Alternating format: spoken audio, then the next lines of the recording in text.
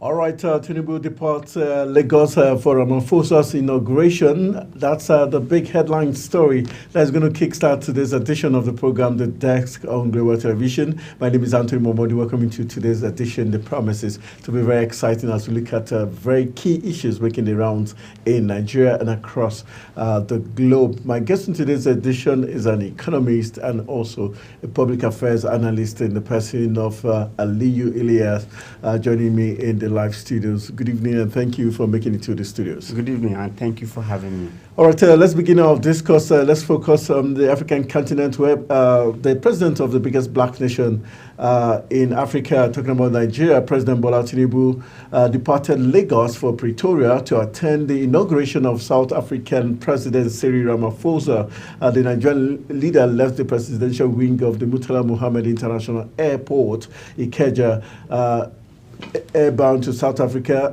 The president, who will return to Nigeria after the ceremony, was escorted by the Lagos State governor, talking about Babajide Sanwo-Olu and his deputy.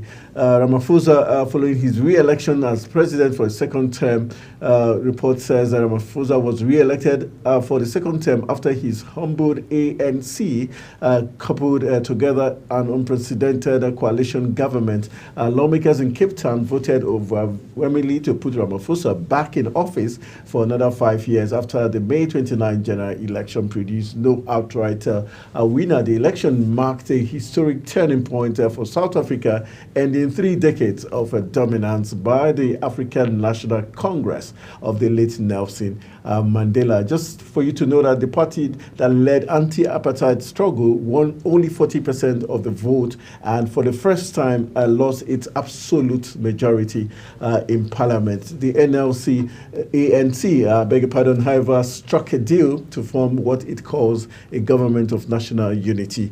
Let's look at what's playing out in South Africa. 30 years of dominance crushed and had to form joint government. What does this tell us about African politics and how democracy is evolving in different parts of the globe? Right, it's a good one for South Africa because it simply means there's an understanding between the political party and the way they are doing things is making much more a decent way of doing things. That's the ANC or this appetite political party or Nelson Mandela political party is being maybe defeated. It's not a serious news because it's possible that dominance political party will be defeated. We've seen in Nigeria also PDP ruled for 16 years and APC also come to take over. So I think it's a good one. The thing is, if you look at it, it is now government of national unity. I think that is where we should look at because national unity simply means that there is a cooperation between all of them to make sure that things actually work together. But this simply means that even in the parliament now, for the fact that the parliament also have dominance of the ANC, that simply means there's going to be serious cooperation. But the only thing is that do we have development in South Africa? If we can have development, it does not really matter. We could see a place like Rwanda, where someone has been ruling it for 25 years, but there is development. We could see most monarchical government also, whereby they have been ruling them over time, and there is development. Look at the country like Dubai; it's monarchical in nature, and there is development. So, be it unity government, be it the political party government, let there be development in South Africa and at large in Africa. Are there lessons to be learned with the presence of President Bola Tinubu? What do you think is he's likely to?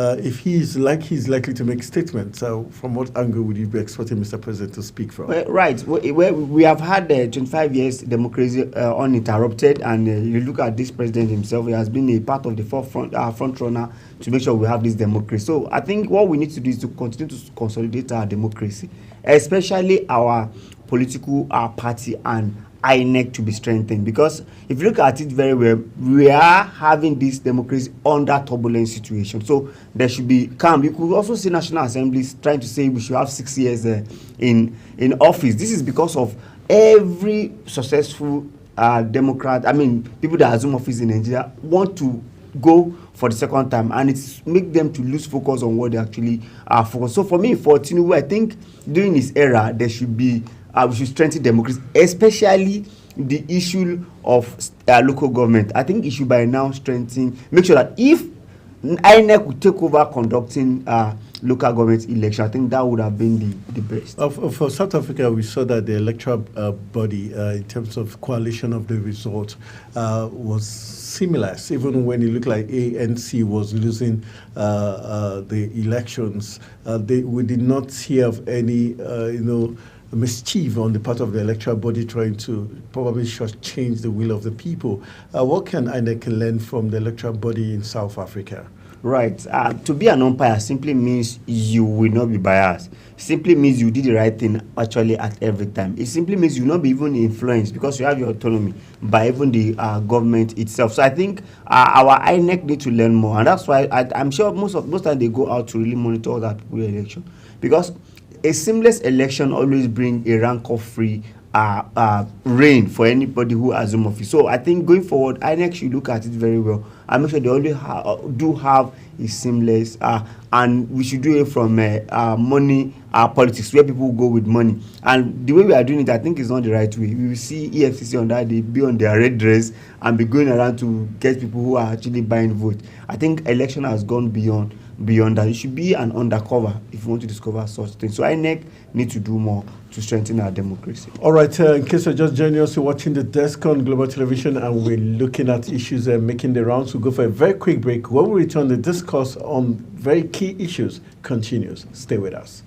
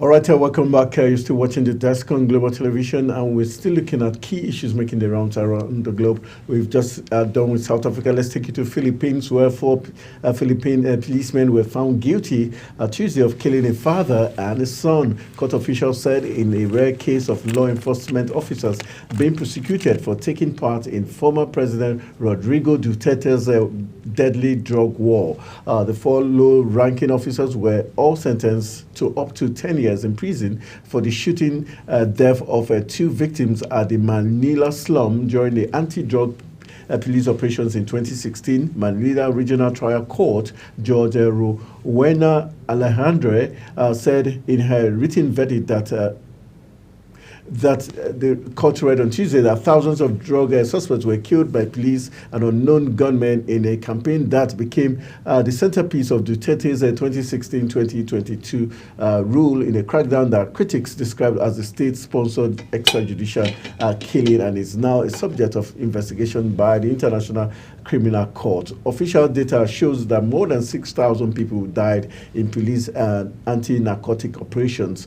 But right groups estimate tens of thousands of mostly poor men have been killed by officers and vigilante, even without proof they were linked to drugs. Rodrigo Duterte, yes, at a point the world celebrated his fight against narcotics and against drug. But at a point, it was obvious the policemen or the anti-narcotic officers were taking laws into their hands, and a lot of extrajudicial killings were perpetrated. With this conviction for the police officers, 10 of them, then also the investigation by ICC, how apt is it? And do you think Duterte should also be called to question?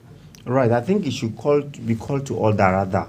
You know, the fact remains that you must try people in the court of law, no matter the offenses. If at all it's drug-related, it's murder-related, you must try them in a court of law and let them be convicted before you can kill them. But in this case, police will just say this person is a drug peddler, drug something, and they will kill that person. I think it's quite wrong. So every case must go through the normal process and make sure these persons are found guilty of it. Because look at the extrajudicial killing, it's quite enormous, and police is taking advantage, just like what happened during NSAS in Nigeria. You will recall, because I have a friend who traveled down from Dubai that period. Immediately he's landing from the aircraft like this, they grabbed him. You know, they said, where are you coming from? You are a Yahoo boy. You know, they collect something from another one set, still caught him while he's outside. So I think these are what needs to be cautioned. If you say somebody is guilty of something, take him to the appropriate court of law and follow the due process. I think the president needs to be called to order. He can't continue like this. Well, now he's out of office. Talking about Rodrigo Duterte, and right. we've got Marcos, who is now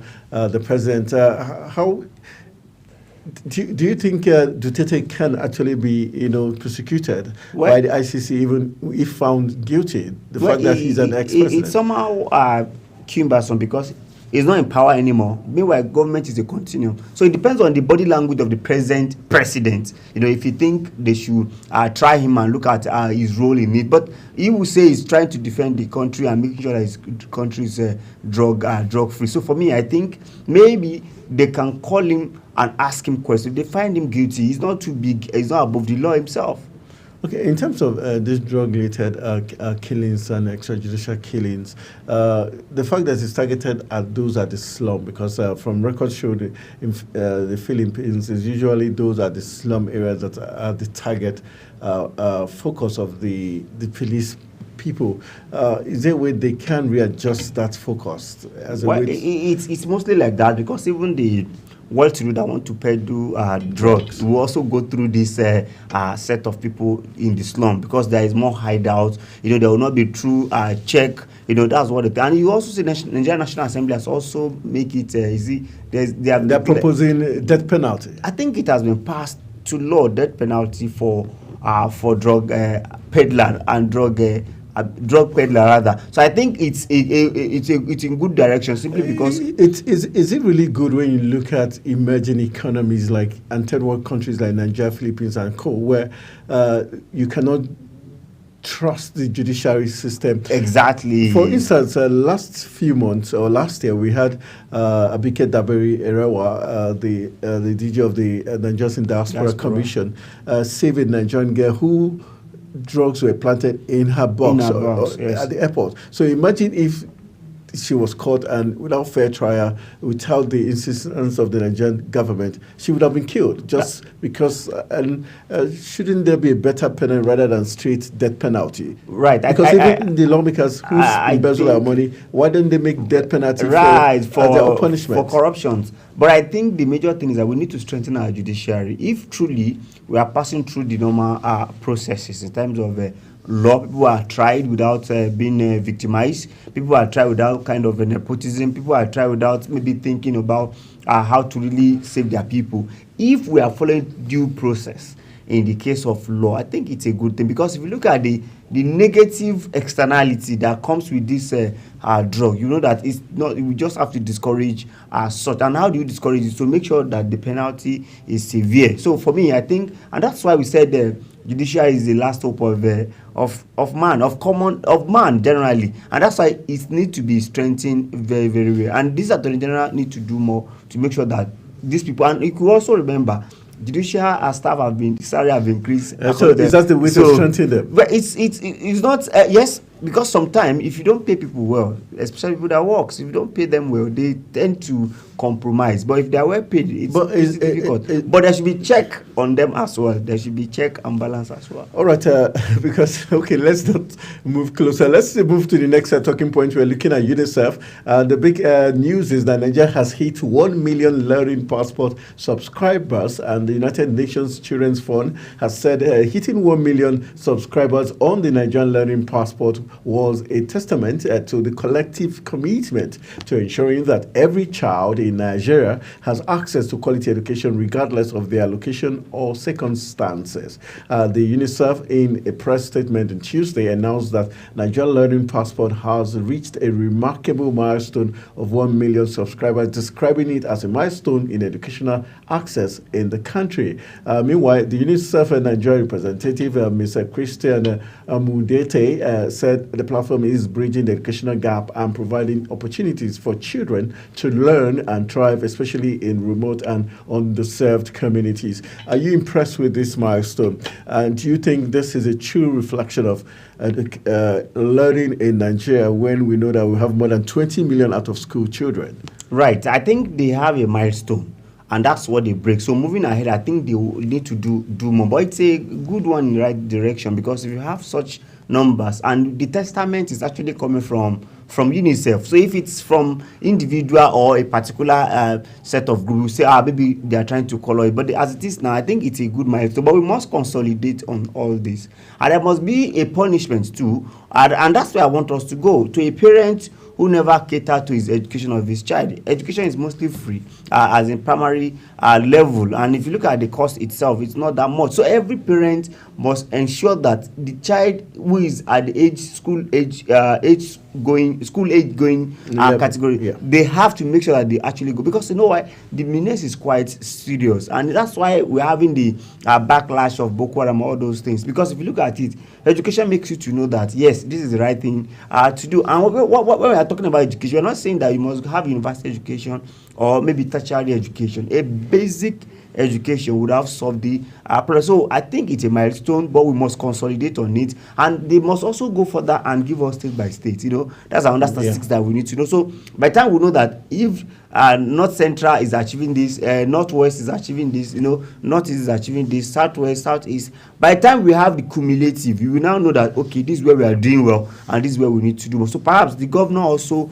or the legislature, as it were, both state and federal, can do more to make sure people are more educated. How impressed with the government policy? There was this initiative for school protection for schools, where the NSCDC was supposed to provide cover to a lot of schools across the 6 geopolitical zone.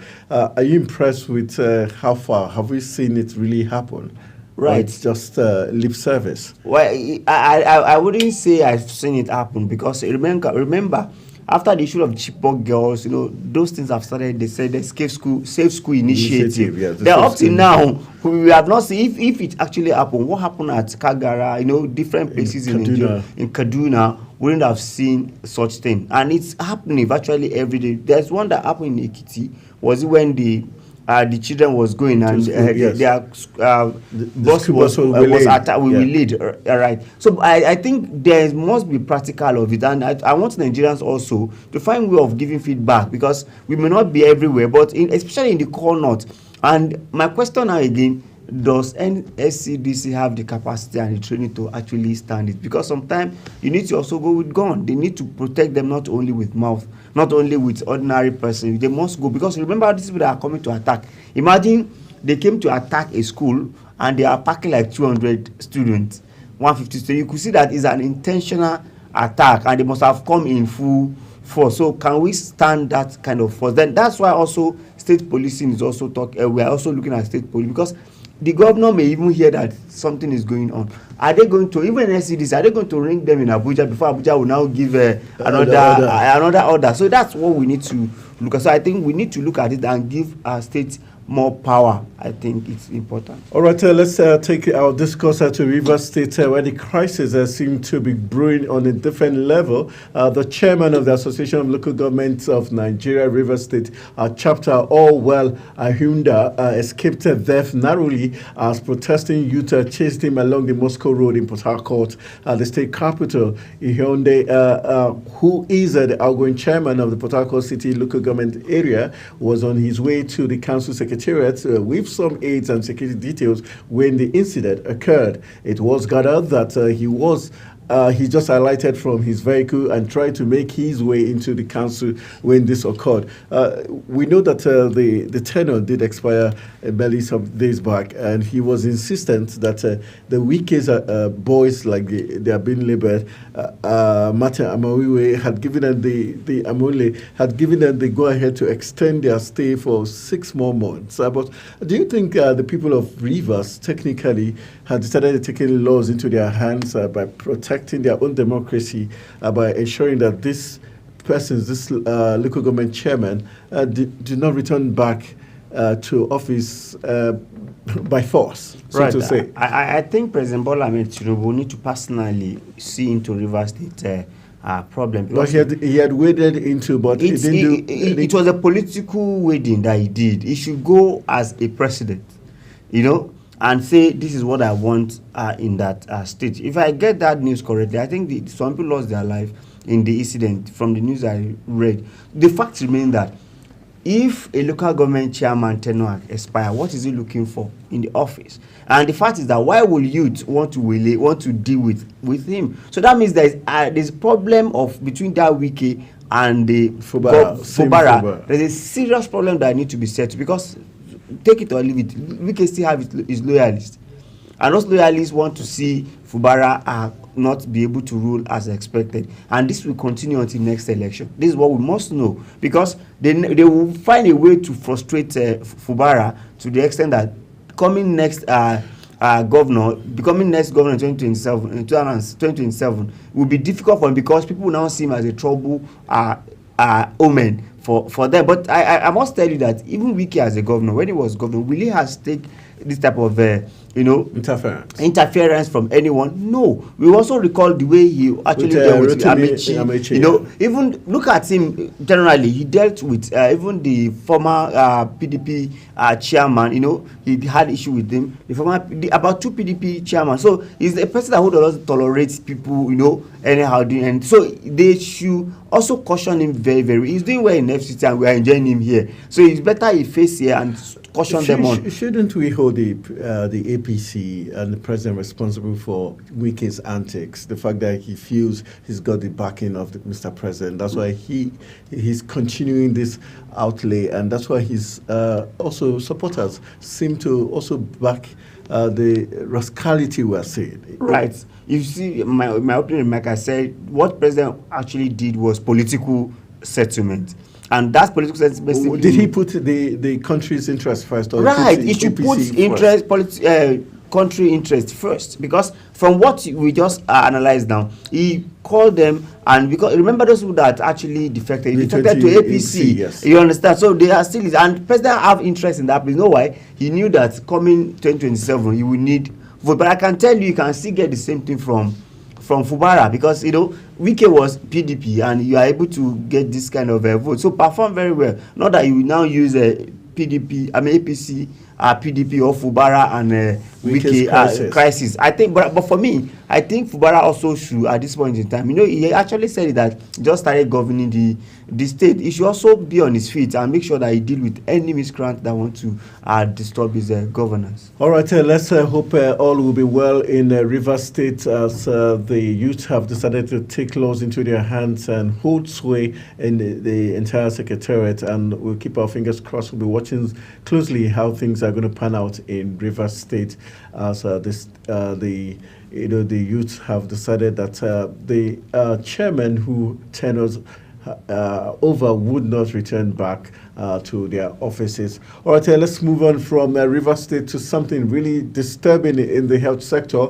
Cholera is a main talking point here as schools tend to resume from the midterm break and the Salah holiday on Wednesday. There are fears that people's lives may be at risk contracting cholera, a food and waterborne disease caused by ingestion of the fibro cholera bacteria. Meanwhile, a public health expert noted that the disease, which broke across the country last week, could spread fast in schools if preventive measures were not in place to prevent it. Against this background, the chief of UNICEF Lagos Field Office, Celine Lafu, has called for extensive measure to protect school children, noting that a concerted effort must be made to prevent disruptions in the academic calendar over the spread of this disease. We saw something when Ebola came in. There was concerted effort. Same with COVID.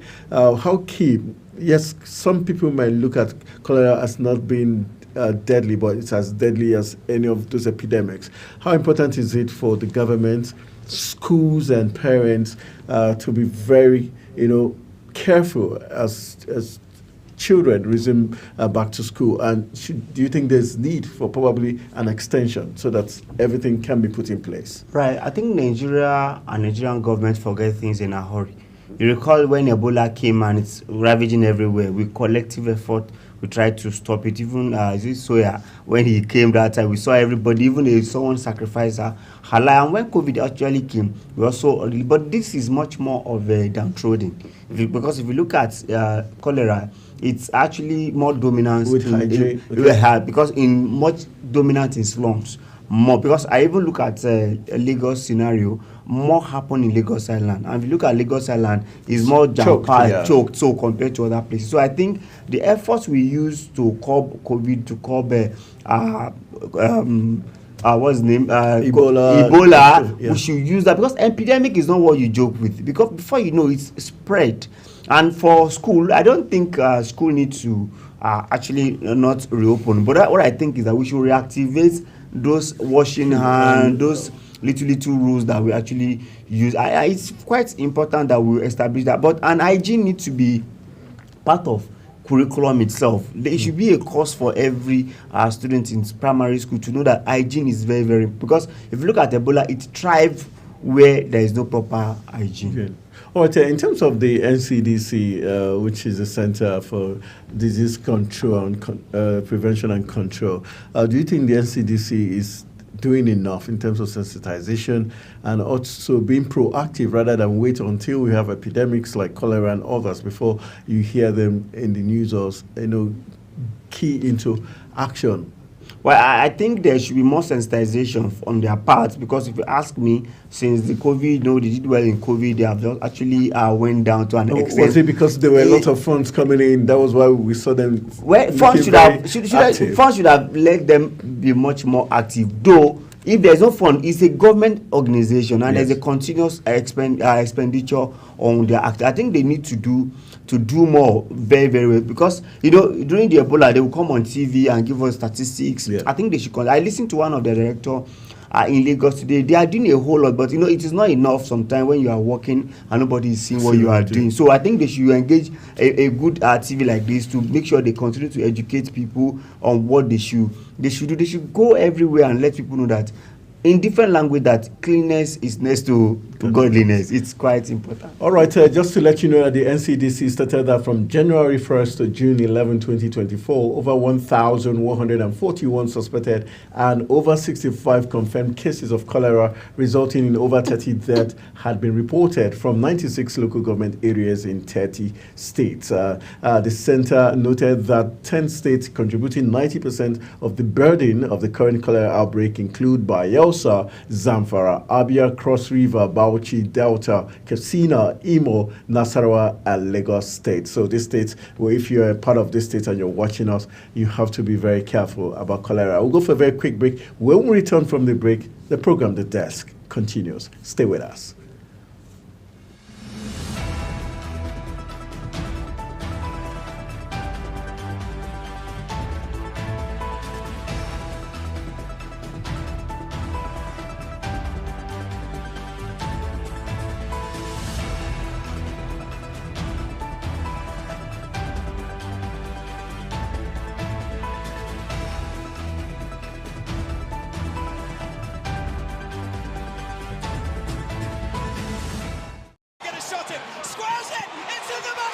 It's time for sports' biggest moments on global television. The headlines, scores, breaking news, and commentaries on sporty events. Talking with the biggest players, strikers, and about the slam dunks and goals, stunning saves, near misses, and upsets. Let's talk about the greatest home runs, comebacks, knockdowns, and victories. Talk sports with the king of sports, Anthony Momodu. Weekdays, 10 a.m. Don't miss out.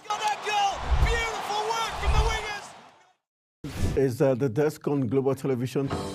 Nigeria. Come join Anthony Momodu on television's most compelling and facts-finding talk live show. We are the Palestinians, Can we not we say are the that Canaan again? because That this country gets it right. who are these bandits? It's the Dex on Global Television, where we analyze and dissect storming issues and commentaries in the world's biggest black nation, Nigeria. Who is being held accountable for this money? The eyes have it. We stay and decide policies and reforms on the Dex. Tune in Mondays to Fridays, 5 p.m. to 6 p.m. on Global Television. Let's stay on the Dex. For an insightful idea that takes the center stage and the conversation that gets beyond the headlines, to explore the lasting impact of political decisions, Big Talk got you covered. From policy debates to geopolitical insights, from thought-provoking discussions to actionable insight, What is the real responsibility of government? Big Talk delves deep into the heart of the matter.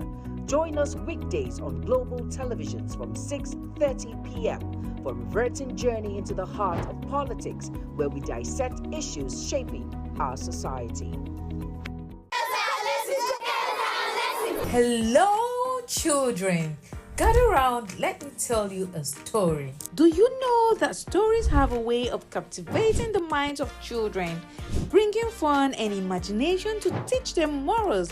Join Sharon Ajay as she takes you to explore the thrilling and exciting world of storytelling. I'll be sharing with you our next interesting story. Tune in every Saturday on Global Television, time 5:30 p.m.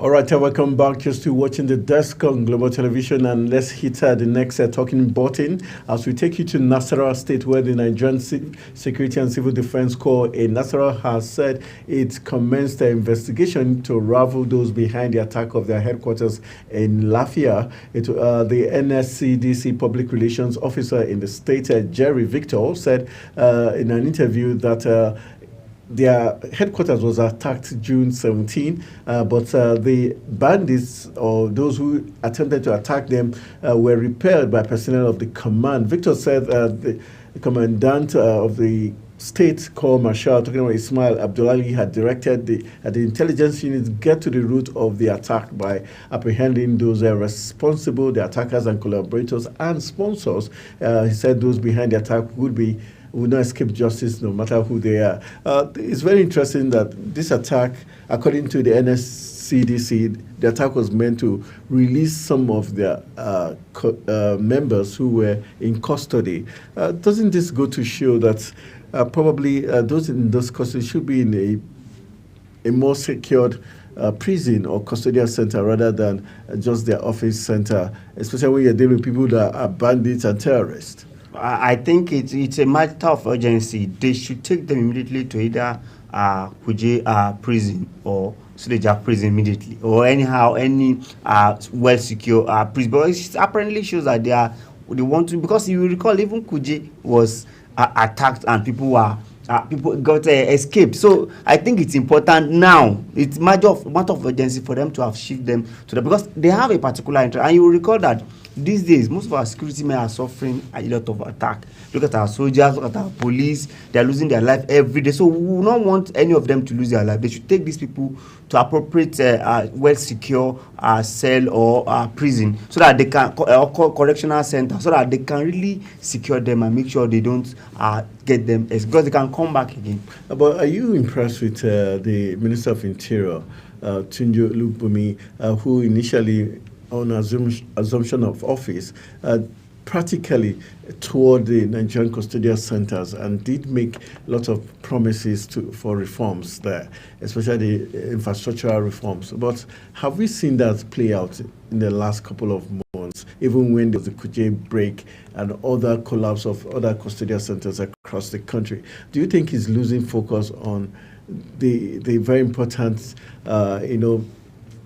needs of the custodial correctional service custodial centers? Right, I think if you ask me, Tunji Ojo is the star boy of Tinubu administration because he has a lot of things under his cover, and to me, if you ask me, he's doing very. Remember, he initiates the release of some people who are not on trial herself, who are just arrested. Well, his hands have been soiled also. Right. Well, it's not a perfect situation. I'm not holding brief for him. I'm not his spokesperson. But for me, I think it's a decay that have come over time that need to be worked on. Because I was traveling one day and I saw that they are relocating. They want to relocate some prison. Most of them are in the city now. They want to relocate them to back of the town, and also you could see that the immediate effort he made in Suleja prison, that he quickly tried to fix it back. So I think it's a issue that has been coming up, but need a total hands-on to make sure they have a better solution. Are you worried that we're yet to hear about those escapees from the Kuje prison? Nobody seemed to be talking about those or the number of those who they've succeeded to, recapture. And how does this cause more menace to the society, knowing fully well that there are some escapees who are now working freely across board? They are serious menace to the public, and they are likely to attack again. But the thing is, we are even talking about Kuje prison. What about Suleja prison, which was force majeure? It was natural occurrence, an act of God that actually followed. But Kuje was intentional. So how can you expect those that escape intentional to come to back? They have to do more things to make sure they get them. For the one of Suleja, shouldn't we be holding the government or those in the custodial center responsible? Because obviously they had seen how decayed the structure was, and that it was going to give in over time. I think I must tell you that. Do you think it was deliberate? I've been to that place severally to actually intervene in some cases. That place is actually very old. And need to be. In fact, if you look at even the location of Suleja prison, it's close to the palace, as is in the middle. That's why when those people got escaped, the whole community was in trouble because they are scared. Everybody was scared for like 3 days because these people run helter-skelter within people, and it's not only Suleja that is old. Virtually about 60% need to be rebuilt, need more interest, but they must try as much as possible to even decongest first. The congestion should come first, then we have to, like I said, they will have to rebuild a lot of them and take them away from the city center. All right, let's as we approach the business end of the program, let's take you to Edo State, where it's the PDP still in crisis, as the Edo State People's Democratic Party has lambasted the ex-deputy governor Philip Shuaibu for describing the party's governorship candidate Asuyi Ighodalo as an outsider. The PDP said it was contradictory to Shuaibu to remain in the PDP and be demarketing the party's governorship candidate, urging him to rather resign his membership. Shuaibu, a PDP member, declared on Sunday that he would be supporting the candidate of the APC, Senator Monday Okpebholo, in the September 21st governorship election in the state. Let's look at this is more like a fight back by Philip Shuaibu, but is he being told to do the right thing? Right. If you look at Shuaibu, I think I must commend him because he's a fighter. He's a fighter in as much as he believes his right has been trampled. But is he a party man? That is a question I cannot give you the answer. But that he is supporting someone else, I think he has a right to do. And that's a person directly in competition with your party. Right. But he actually said a statement. He said Asuyi Ighodalo is an outsider. And virtually everybody know that, if you look at the sacrifice of Philip Shuaibu, even to the Obaseki, it was something that he was expecting to be rewarded. But for me, I think he should tarry a bit because the way he should have go underground and support the next political APC that he wanted to support, not coming out. But he will continue to do that because that is a weapon that APC now has against the PDP, because it's a serious contest, and he knew that his godfather before Obaseki was Oshiomhole, so he still want to go to that place and seek maybe a kind of hope that he could. But I don't know how the law actually works now. If you have been how did they remove him?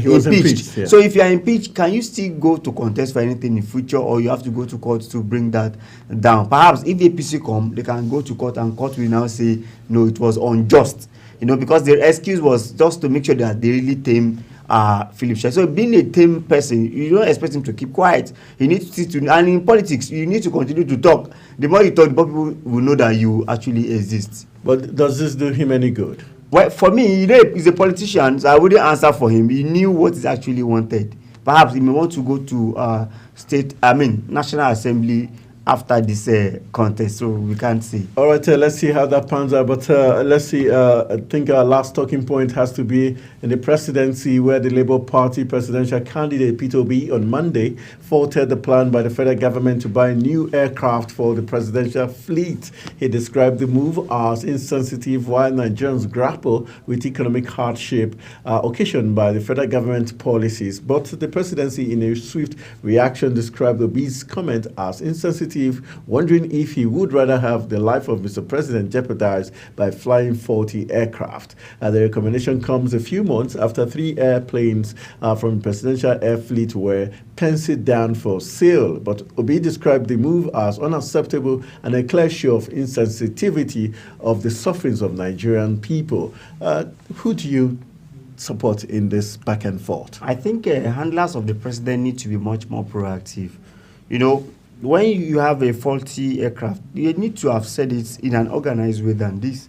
Ononuga should have do well in his tweets to say it is faulty, but they are always reactive. They are not proactive. I want to commend Obi. That's work of an opposition. They should call it to other part-time once you want to spend Nigerian money. In fact, any Nigerian can question that. Why do you want to do that? And Obi has put it succinctly that he thinks that's not what they should do now. So you should have given us the status of those presidential air fleet and tell us reasons. I recall that it was not even presidency that actually spoke. It was National Assembly Committee on maybe aviation actually make mention of that. But for me, by and large, I think it's not bad to buy presidential jets, but however, at what circumstances and what is the status of the one we are having now? But on the flip side, there's a school of thought that feels this is just another chance for government to plunder the commonwealth of the country, because the president, before now, President Muhammadu Buhari, ex-president, flew these planes and we never had any complaint. So they felt this was a stage, talking point because they knew they had this plan ahead of time. Well, you remember that the issue of Yacht, presidential Yacht, you remember the backlash it actually received. So I think I don't expect less for this, but we must also be human. If the jets are likely, or the presidential air fleet are likely to jeopardize the life of our president, it deserves it. We are not in a climb like UK, whereby they just bought train, they bought vehicle. In fact, the president, I remember, they would go on bicycle and go to, because they feel secure. But Nigeria is not like that, I must tell you. So I think we need a good aircraft for president. But president should also look it inward very well. Is that the next thing to do at this point in time? In terms of transparency, do you think we're likely to see transparent purchase of, let's assume it's going to be bought? Do you see sincerity? Because that's one thing that Nigerians are in terms of purchase, it's going to be like an open, because there must be procurement process. It's not a single source thing. There must be procurement process. If procurement process is transparent enough, we'll be glad to see. But the thing is, they must come clean, especially presidency. Remember, just like the house that had was... the Sirika's event of Nigerian Air in the last administration, the government also did support that, saying everything was all good and well. But fast forward now that they're out of office. Without holding proof for the current president now, okay, I think he will not open his eyes compared to Buhari and be looking at such thing happening. Because Buhari does not show interest in what Adi Sirika was doing. And that was why they packaged such aircraft to Nigeria. But in this case, I think he is in charge if at all, it's not everything that he's doing that is to the Nigeria is enjoying. But I think Tinubu is more in charge compared to Buhari. All right, we're still in the, let's just a quick one. Let's see if we can squeeze this talking point in terms of the police, where the recruitment, let's talking about retired senior police officers wading into the police and police service commission face-off. Some retired senior police officers have expressed deep concerns over the ongoing dispute between the Nigerian police force and the Police Service Commission regarding recruitment processes. The police had, in a statement on Saturday by the force spokesperson Muyiwa Adejobi, rejected names of those recruited by the Police Service Commission. Adejobi said the commission's portal was scrutinized, and it was discovered that several names of the persons purported to be names of successful candidates are those who did not even apply and therefore did not take part in the recruitment exercise. The allegations came days after the Police Service Commission released a list of 10,000 successful candidates for recruitment as police constables. However, the Joint Union Congress of the Police Service Commission faulted the claim by the police, stating that a board was constituted which had representatives from the police. The union also said that the police DIG training Frank Mba was in attendance when the board met and endorsed the list rejected by the police. However, the retired officers, many of whom have decades of service and experience, are worried that the conflict is undermining the integrity of the organization. Like we don't already know that the police seem to lack integrity. Honestly. Does this further compound our woes? I think we should take this thing back to the National Assembly. They should specify who actually recruits, because the police is thinking under the IG that they're supposed to recruit since they are going to work for them. Why the Police Service Commissioner are thinking, no, you are your commissioner, you are under us, we should recruit for you. I think government, especially National Assembly, need to come and say this is your role, because this is lack of specifying the role, but this is undermining their integrity, because be it Police Service Commission, we see them as one, so they should find a way of getting, but the fact that people that are not listed, that did not go through the training process, are recruited, is does not mind every employment in Nigeria. I can tell you. Well, we know that this is a very sensitive area for our national life. We're talking about security. Yes. And we're talking about fighting insurgency. If let's assume the Police Service Commission is being fraudulent, does that not further tell us the kind of security architecture we have and the danger that is waiting to befall us? Exactly. Do you know what it means to have an untrained person to hold gun? That is how severe it is. So I think National Assembly and the president should come, because this thing is not now, it's over 20 years they have been having this issue. I recall during the Okiru and all of this, still made mention of the same thing. Remember, in fact, the last, they just released Arase just gone. Arase got kicked out. Right. It's just, but even before that time, he also fight for the same thing, and he was an IG before. So I think they should come clean in this. So I think police should not even be recruiting. The IG should not be. It should be this work of the commission, because you should face your policing. Why they should look at the quality of police the quality of people to bring into police without compromising the standard and the quality of persons. All right, I want to say a big thank you to Aliyu Ilyas for a great yeoman's job he has done this evening, helping us look at all the big stories making the rounds across from the Philippines to South Africa and down here in Nigeria.